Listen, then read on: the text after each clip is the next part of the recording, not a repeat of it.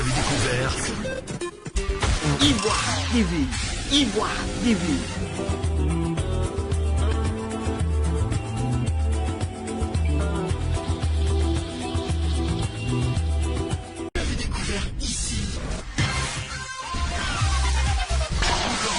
que vous avez découvert Ivoire TV, Ivoire TV.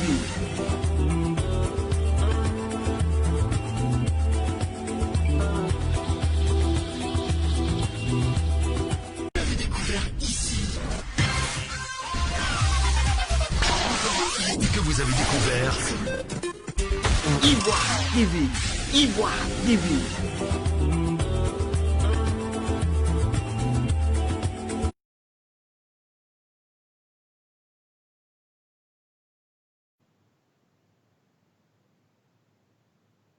D'accord. Bonjour à tous et merci de nous rejoindre encore une fois dans le cadre du Talk d'Ivoire TV.net.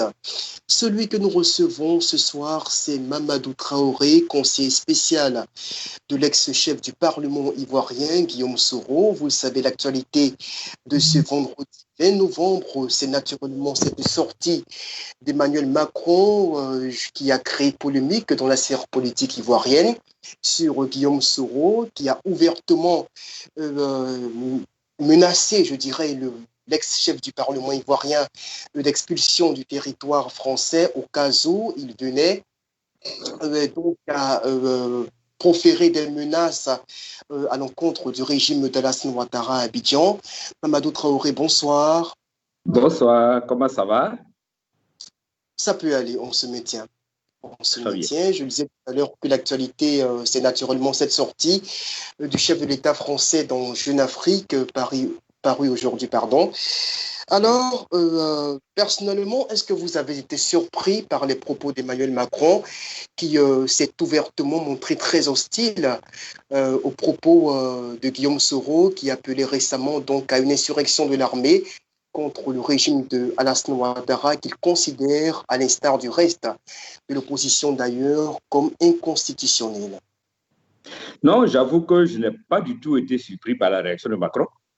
Je dirais même que la réaction de Macron est la réaction normale d'un chef d'État européen, surtout français, parce qu'il faut reconnaître qu'aucun chef d'État dans ses relations avec aucun chef d'État français dans ses relations avec la Côte d'Ivoire ne peut accepter qu'un opposant au régime en place soit sur son territoire pour lancer un appel aux militaires.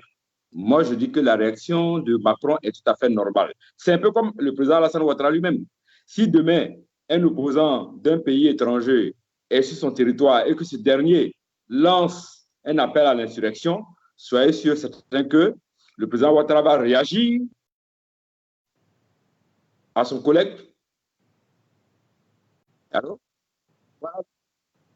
voilà, le président Ouattara va réagir pour montrer à son collègue de l'autre pays qu'il n'est pas d'accord avec lui. Je prends l'exemple de Blaise Compaoré. Imagine Blaise Compaoré étant en exil en Côte d'Ivoire et que de la Côte d'Ivoire, Blaise Compaoré lance une insurrection, un appel à l'insurrection au Burkina Faso. Forcément, le président Ouattara, pour préserver ses relations avec le Burkina Faso, va se désengager, va se désolidariser de la réaction de Blaise Compaoré. Donc, moi, je pense que la réaction de Macron est tout à fait normale. C'est une relation d'un chef d'État qui veut préserver, bien entendu, ses relations d'affaires, ses relations diplomatiques avec la Côte d'Ivoire. Donc, je ne suis vraiment pas du tout surpris par la réaction de Macron. Oui. Oui, je suis là. Ah bon? Ouais.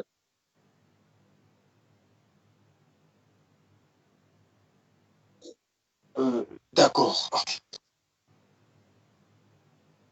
D'accord. Pour vous, alors, là, vous dites que c'était prévisible. Dans le même temps, pour M. Guillaume Soro, en lançant l'appel de Paris, justement, à l'armée ivoirienne pour qu'elle prenne ses responsabilités face à un mandat que l'opposition ivoirienne dans son ensemble juge anticonstitutionnel, il ne faisait pas, il ne commettait aucune infraction sur le plan politique, puisqu'il estime que M. Ouattara n'est plus légalement fondé à diriger la Côte d'Ivoire. Alors, est-ce que vous, en tant que conseiller spécial, en tant que proche de l'homme, est-ce que pendant justement qu'il lançait l'appel, comment est-ce que vous avez ressenti la chose? Mais ne me demandez pas ici de vous dire les échanges que nous avons eus après son appel. Je ne voudrais vraiment pas m'étaler sur cet aspect, mais toujours est-il que lui et moi, nous avons échangé après son appel. Lui et moi, nous avons échangé et je sais très bien que, bien entendu, la réaction de Macron était prévisible. La réaction de Macron était prévisible et c'est pourquoi, d'ailleurs, comme je l'ai dit, je n'ai pas été surpris. Alors, ne me demandez pas qu'est-ce que nous sommes dit par rapport à sa sortie. Toujours est-il que je voudrais rectifier une chose. Guillaume Soro a demandé aux militaires d'agir. Pour moi, c'est justement pour maintenir l'ordre parce qu'il considère que le président Ouattara, et c'est ce que nous disons toujours, a fait un coup d'État constitutionnel. Celui qui a fait un coup d'État constitutionnel n'est pas légalement bien placé pour parler au nom de l'État. Donc, c'est à ce titre-là que Guillaume Soro a demandé aux militaires d'agir afin de rétablir l'ordre. C'est vrai que ça pourrait être perçu comme un appel à une tentative de coup d'État, mais nous autres, ce n'est pas comme ça que nous avons perçu la chose. Parce que n'oubliez pas que dans sa déclaration, il a lancé un appel d'abord au corps constitué. Au corps constitué.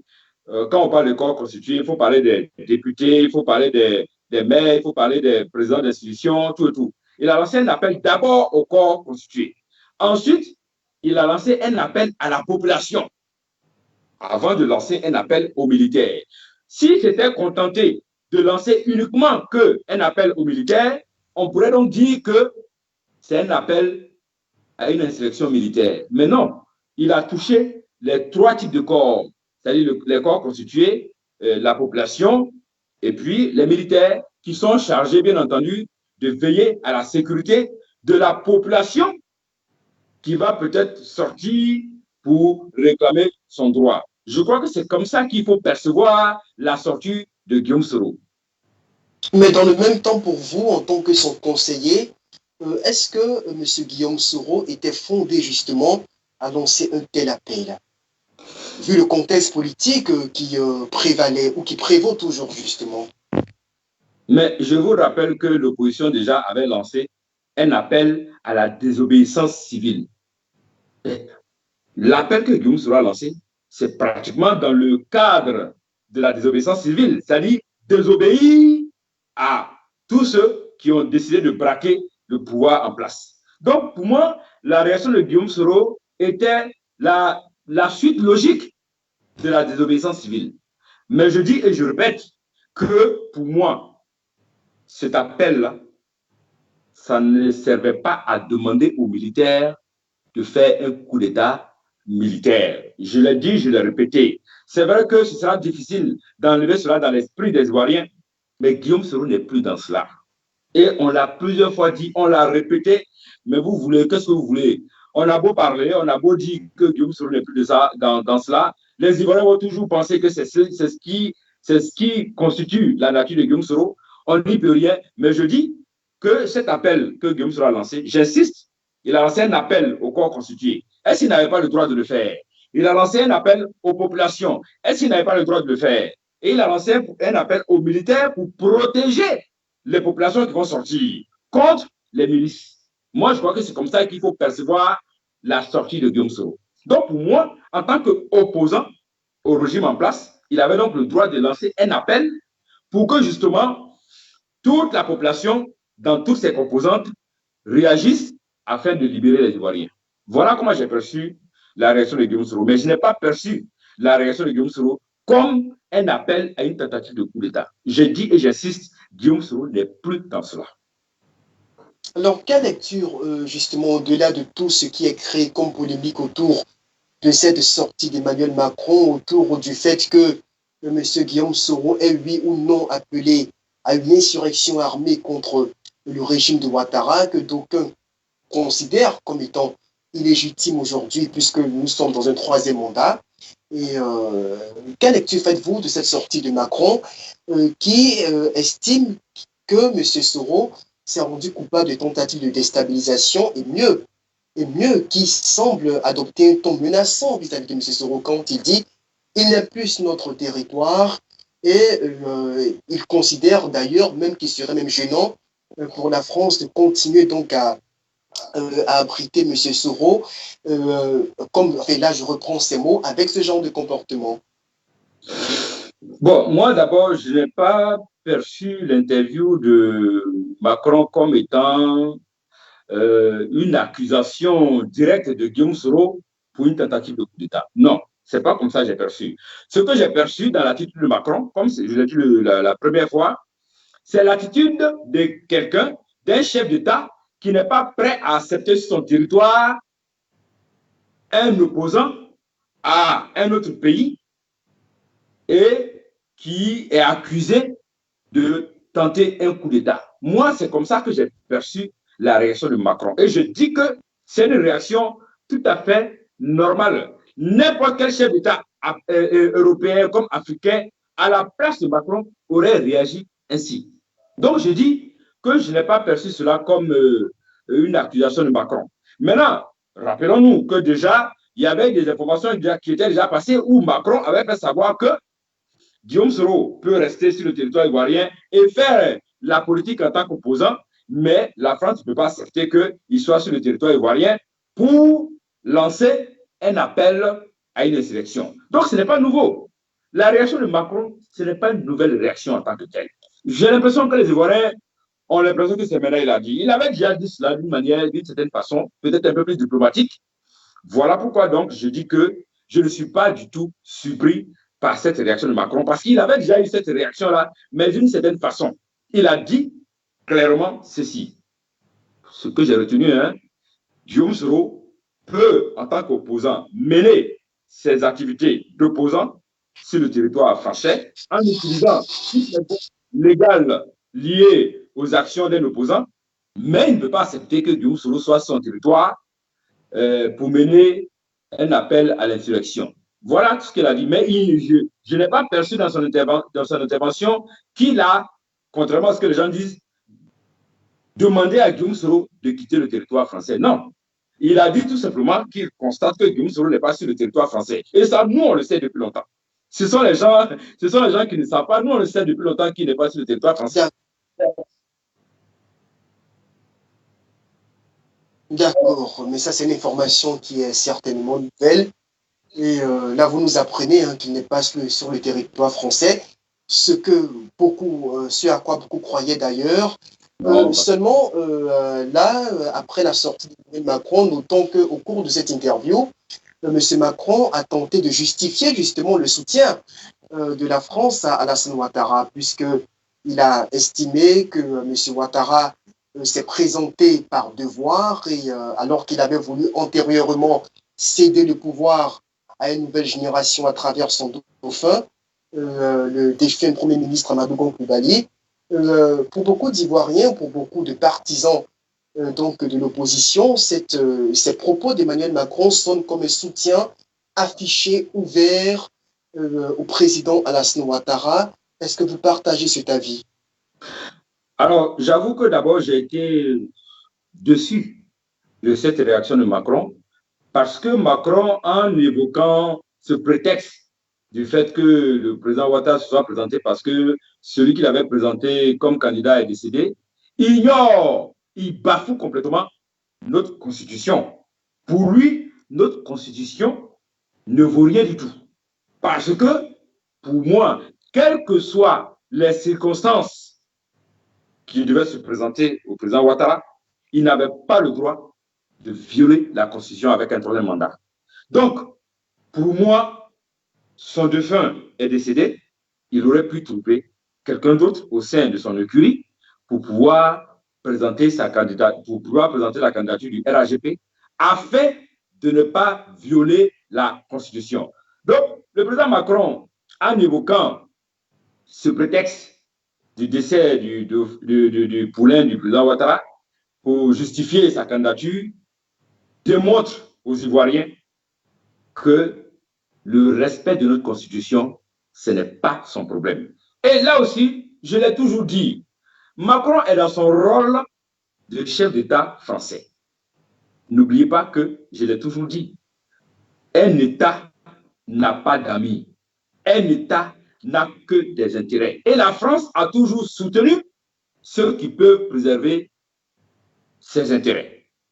Alors, il ne faut pas qu'on pense que Macron va venir, dire, bon voilà, écoute, c'est vrai, Ouattara, tu t'es présenté, tu n'as pas eu, tu ne devais pas le faire, tu devais violer ta constitution, tu as violé ta constitution, donc tu n'as pas le droit, comme il a fait avec le président de la Guinée, parce qu'il a fait le président de la Guinée.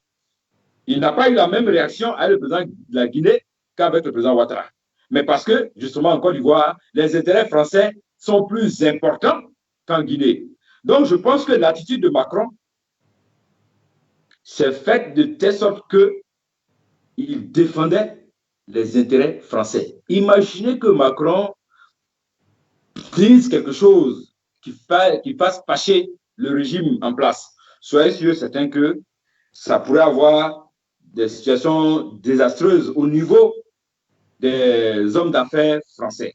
Donc, je pense que la réaction de Macron a été faite de telle sorte qu'il fallait protéger les hommes d'affaires français. Il fallait protéger les intérêts français. Voilà pourquoi Macron a bien entendu adoubé en quelque sorte la candidature de Ouattara en violation flagrante de la Constitution. Je le dis et je le répète, Macron, le respect de notre Constitution, ce n'est pas son problème à lui. Ce n'est vraiment pas son problème à lui. Pour lui, il aurait peut-être souhaité que, et comme il a dit vers la fin, qu'il y ait une nouvelle génération qui vienne remplacer Ouattara. C'est ce qu'il aurait bien souhaité. Mais pour lui, au pire des cas, il est mieux que Ouattara soit en place pour préserver les intérêts français. Donc je dis et je répète que la réaction de Macron est une réaction qui vient réaffirmer le soutien de la France à tous ceux qui peuvent défendre leurs intérêts. Alors, j'ai appris une petite chose que vous devez comprendre. Je touche du bois.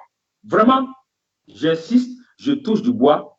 Je ne souhaite pas que cela arrive parce que j'ai toujours dit ceci, le péril militaire en Côte d'Ivoire, ce n'est pas bon pour le pouvoir en place, ce n'est pas bon pour l'opposition. Mais si demain, il y avait un coup d'État militaire, la France, comme elle a fait ailleurs, va condamner ce coup d'État, mais dans les jours qui vont suivre, la France va soutenir ceux qui sont venus au pouvoir, tout simplement pour maintenir leurs intérêts. C'est comme cela que la France fonctionne. Et regardez comment c'est passé au Mali. Au Mali, il y a eu un coup d'État. Pendant que la CEDEAO demandait des sanctions par-ci, par-là, la France a condamné. Mais après, qu'est-ce que la France a fait? La France est venue tout simplement accompagner le régime en place au Mali pour justement préserver les intérêts français. Voilà comment fonctionne la France. Tenez-vous bien, en Côte d'Ivoire, en 99, il y a eu un coup d'État. La France a condamné le coup d'État. Mais qu'est-ce que la France a fait? La France a fini par accompagner le général Guéhi pendant sa transition. Après le général Guéhi, quand il y a eu une bataille entre lui et Laurent Gbagbo, que Laurent Gbagbo s'est installé dans les conditions que nous savons, bien entendu, on attendait à ce que la France réagisse. Une partie de la France peut-être n'était pas d'accord, tout et tout. Mais qu'est-ce qui s'est passé? La France a soutenu Laurent Gbagbo parce que, bien entendu, il devrait plus ou moins protéger ses intérêts. Donc, je dis et je répète que la réaction de Macron est la réaction du président français qui défend les intérêts français en Côte d'Ivoire. C'est ce qu'il faut retenir ici. Ok, certainement. Mais là, il y a quand même quelque chose. Bon, c'est vrai, là, vous nous avez révélé. Là, je parle de révélation, puisque tout le monde croyait que M. Soro était basé en France. Là, vous venez de nous dire, hein, il y a cela quelques minutes, qu'il n'y est plus depuis longtemps et que c'est un secret du polichinelle d'ailleurs au sein de son entourage. Mais est-ce qu'au cas où, éventuellement, M. Soro devait se trouver en France ou éventuellement dans un territoire de l'espace Schengen, est-ce que vous pensez que l'État français serait enclin d'une manière ou d'une autre à soutenir son extradition vers la Côte d'Ivoire si la justice ivoirienne insistait justement pour son rapatriement? Bon, moi, à mon avis, je pense que la France ne va pas poser cet acte parce que la France sait très bien que la condamnation de Guillaume Soro par la justice ivoirienne est une condamnation qui n'a pas respecté toutes les règles. La preuve, cette condamnation a été condamnée par la Cour africaine des droits de l'homme. La France le sait.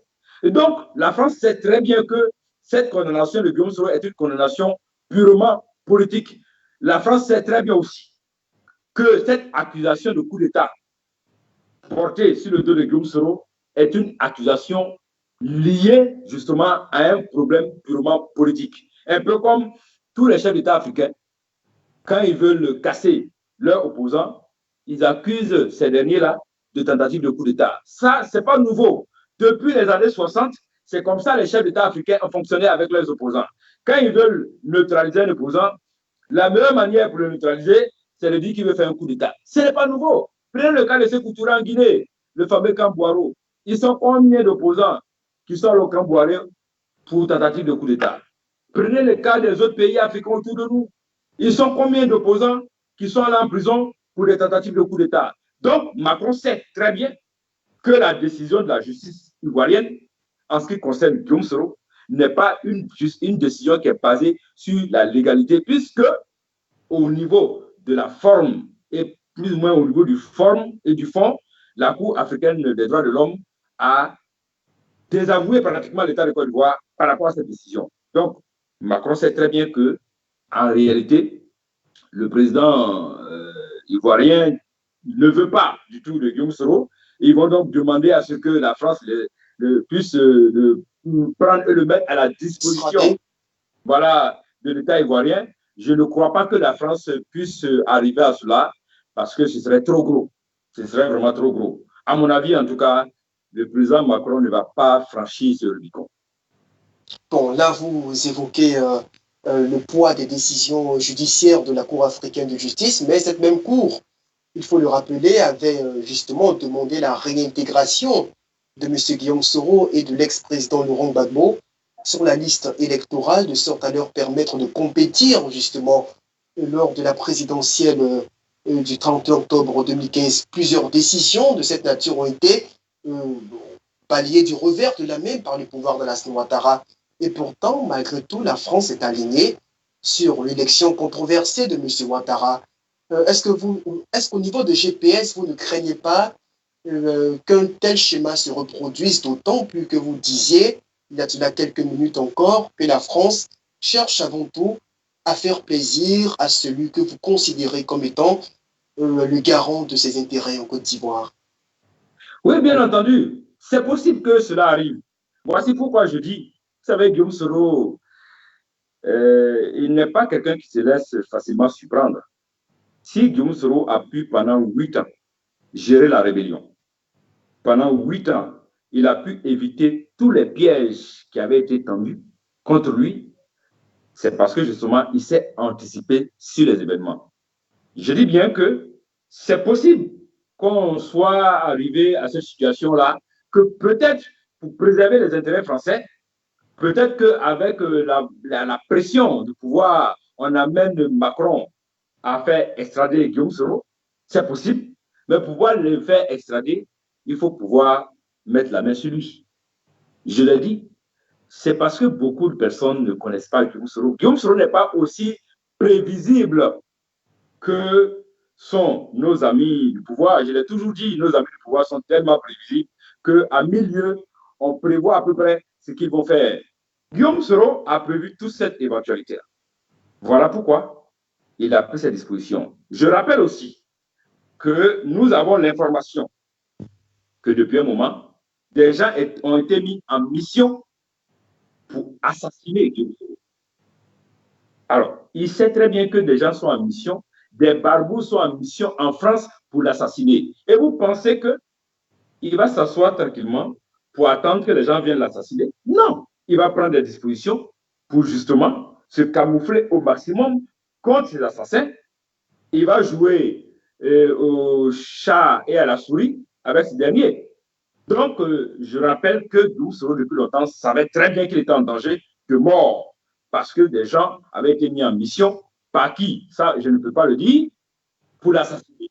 Il le sait. Et donc, n'attendez pas que Guillaume Soro soit sur le territoire français pour que vraiment on vienne l'assassiner et puis on va mettre ça au compte d'un braquage, etc. Non. Voilà pourquoi je dis et je répète que Guillaume Soro a su anticiper depuis longtemps sur les événements. Voilà pourquoi, justement, il a pris cette disposition. Vous pensez que la France pourrait se faire complice d'un tel projet d'atteinte à la vie de M. Soro? Ben, non, non, je ne crois pas que ce soit la France. Non, c'est pas ce que je dis. Ce n'est pas la France qui a envoyé des gens pour assassiner Guillaume Soro. Non, ce n'est pas la France. Tout à fait, en fait. Oui, tout à fait. Voilà. On vous aura compris, en fait. Je veux dire, est-ce qu'elle peut se faire complice? Est-ce qu'elle peut laisser faire? Oh, même en France, les gens arrivent à assassiner des personnes. En France, les gens arrivent à assassiner des personnes. Donc, ce n'est pas Guillaume Soro, un citoyen lambda que les gens ne pourraient pas assassiner. Je ne crois pas que peut-être la France va prendre des dispositions particulières pour la protection de Guillaume Soro. Non, je ne crois pas. Donc, et s'il attend ce genre de protection de la part de la France, je pense que ce serait être naïf. Et comme Guillaume Soro n'est pas un homme naïf, il sait très bien qu'il ne peut compter que sur lui-même pour se protéger contre l'assassinat en cours contre sa personne. Voilà. Donc, je ne crois pas que ce soit la France. La France va se faire complice, mais peut-être que s'il y a un assassinat programmé, ça va s'imposer à la France. La France va constater tout simplement que l'un de ses exilés a été assassiné, et puis bon, on va déplorer cela, et puis c'est fini. Et donc, comme nous, on ne veut pas attendre, et comme Guillaume Soro ne veut pas attendre qu'on vienne déplorer son assassinat, il a pris donc des dispositions sécuritaires pour que justement les gens n'arrivent pas à la voir. Et moi, je pense en réalité que toute cette histoire selon laquelle on raconte des histoires comme quoi Guillaume Soro n'est pas en France, en fait, les gens veulent amener Guillaume Soro par orgueil à sortir, à faire une déclaration en France, à montrer un espace où il se trouve, afin que les barbouzes qui sont chargés de l'assassiner puissent le tracer. Moi, je crois que c'est une stratégie pour pousser Guillaume Soro, comme on dit, à sortir de son trou. Mais il a très bien compris que c'est une stratégie pour pouvoir l'identifier, pour pouvoir le détecter. Voici pourquoi il ne va pas tomber dans ce jeu. Donc, pour me résumer, je ne crois pas que la France va se faire complice d'un assassinat de Guillaume Soro, mais la France ne pourra pas aussi éviter, si les gens veulent l'assassiner, la France ne pourra pas éviter que les gens puissent l'assassiner. Si lui-même ne prend pas les dispositions pour sa propre sécurité. D'accord, on va terminer avec ce dernier pont de cette actualité, justement, après, donc, concernant la sortie de M. Macron. En 2 minutes, votre avis sur l'impact que pourrait avoir ce soutien désormais affiché, dévoilé de l'État français à M. Ouattara en tant que président réélu de la Côte d'Ivoire, même si dans des conditions controversées. L'opposition avait mis en place le comité justement le conseil de transition, le CNT, qui au bout de quelques jours, on l'a vu, a été littéralement décapité avec certains opposants qui ont été incarcérés, d'autres qui sont toujours poursuivis, recherchés. Est-ce que justement, alors que des négociations sont annoncées dans un futur assez proche, en fait, tel que souhaité par les différents acteurs et par la communauté internationale, ce soutien de la France-là ne pourrait pas peser en faveur du président Alassane Ouattara? Bon, vous savez, comme je l'ai dit, je l'ai répété, le président Alassane Ouattara peut justement s'appuyer sur le soutien de la France pour faire peut-être ce qu'il veut. Mais je rappelle que Macron, dans son interview, a encouragé le dialogue entre le président Ouattara et son opposition, avec en tête le président Bédié. Donc, je pense que ce sont des recommandations de la France vis-à-vis du président Ouattara. C'est-à-dire que Macron, il lâche quelque chose, c'est-à-dire il permet au président Ouattara d'être le président, ou du moins il accorde sa présidence, mais en même temps, il lui demande aussi, OK, fais en sorte que le climat soit apaisé pour préserver les intérêts français. J'insiste, parce que c'est très bien que si le dialogue n'est pas enclenché entre le président Ouattara et son opposition, l'opposition va régulièrement créer des situations de troubles qui ne vont pas arranger l'environnement économique et qui ne vont pas arranger les intérêts français. Voici pourquoi Macron a demandé à Ouattara de discuter son opposition. Moi, je crois que finalement... En 30 secondes, l'opposition aurait donc échoué, puisque là, dans le schéma que vous entrevoyez, la France souhaiterait, ou ce qui pourrait être conclu au bout des discussions, c'est que M. Ouattara reste président, ce que l'opposition n'avait jamais voulu, et ce pourquoi elle a d'ailleurs combattu avec toute cette désobéissance civile qui a engendré une centaine de morts au moins, selon les chiffres dévoilés par les opposants. Alors, si M. Ouattara reste au pouvoir et qu'il prend des mesures d'apaisement, par exemple la libération des détenus, le retour des exilés, alors cela veut dire que l'opposition aurait échoué dans son combat. Échoué dans quoi? Échoué dans quoi? À quel niveau?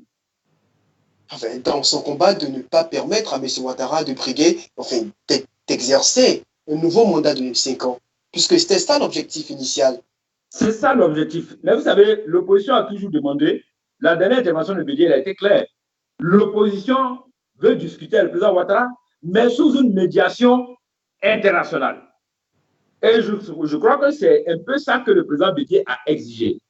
Discuter avec le président Ouattara, mais sous une médiation internationale. Maintenant, quand il y aura la médiation internationale, beaucoup de choses peuvent évoluer. Je rappelle que quand il y a eu la tentative de coup d'État contre Laurent Gbagbo qui s'est mué en rébellion, il y a eu une médiation entre les rebelles et le président Gbagbo, entre les rebelles, entre le président Gbagbo et son opposition en général, sous une médiation internationale. Il y a eu la médiation d'abord de la CEDEAO, après la médiation de la France, et ainsi de suite. Donc, je dis et je répète que c'est d'abord... Mais Laurent Gbagbo a fait 8 années supplémentaires au pouvoir. Quoi ça? J'ai pas bien compris. Laurent Gbagbo a fait 8 années supplémentaires au pouvoir. Oui, mais parce que justement, comme je dis, les négociations entraînées. Vous savez, quand on commence les négociations, on ne sait pas quand est-ce que ça finit. On ne sait pas quand est-ce que ça finit. Peut-être que les négociations avec le pouvoir peuvent durer 2 ans, 3 ans, peut-être ça peut durer 5 ans, peu importe. Mais je dis bien que lorsqu'on commence à s'engager dans une négociation, soyons sûrs, c'est que les choses peuvent traîner.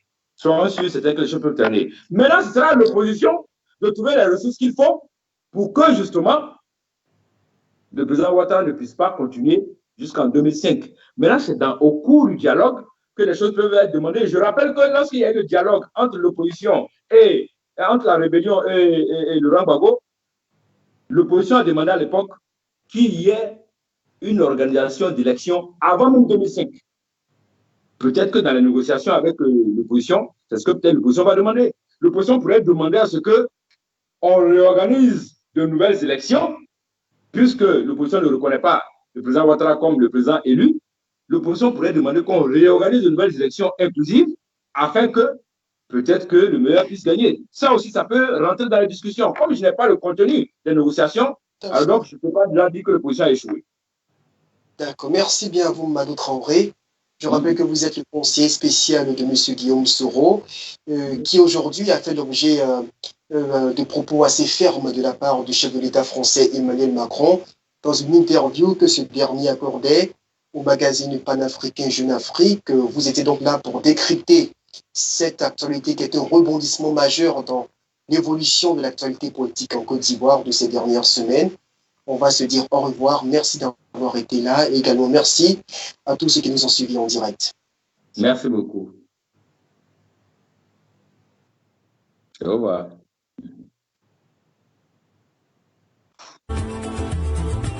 Ok. On peut couper.